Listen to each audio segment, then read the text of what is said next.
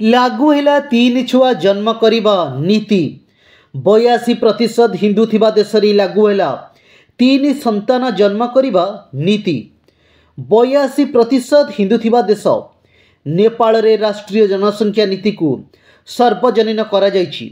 एथिरे 3टी संतान जन्म करिवार नीति लागू करा जायछि।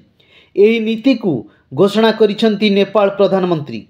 सरकार अनुसार नेपाल जनसंख्या 2.97 कोटी रही। नेपाल भारत और चीन सीमांत थिबा एक हिंदू बहुल देश।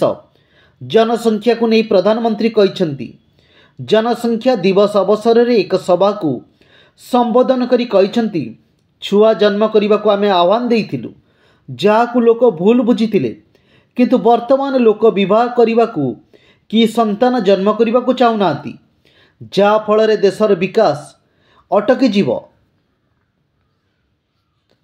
एबे 20 वर्ष को विवाह स्थिर करा जायछि। युवक मानकु 20 रु 30 वर्ष भितर विवाह करने को से आह्वान देइछंती। विवाह करिवार बयस सर्वाधिक 30 रखंतु। जदि याठारु अधिक बयस रे विवाह करिवे ताले भूल हेबो। एक गणमाध्यम रिपोर्ट रे कहिछंती सरकार 3टी संतान जन्म करिया पई नीति लागू करिथिबा कथा प्रधानमंत्री कहिथिबा जणा पड़िछि। युवक माने जे कोनोसी देश को आगो को नहीं पारिबे यह उपरे कठोर नियम आनिबा कथा मध्य से कहिछंती। मानव सभ्यता पाई जन्म अधिक गुरुत्वपूर्ण। सभ्यता को बंचेबा बेले यह प्रति गुरुत्व देवा दरकार बोली कहिछंती। जन्महार को नहीं नेपाल सरकार एबे चिंतित कहीं नेपाल जनसंख्या पाखापाखि 3 कोटी हेबो किंतु सेठाकार सरकार जन्महार को नहीं चिंतित अछंती। नेपाल रे जन्महार संख्या कमिबारे लागिछि।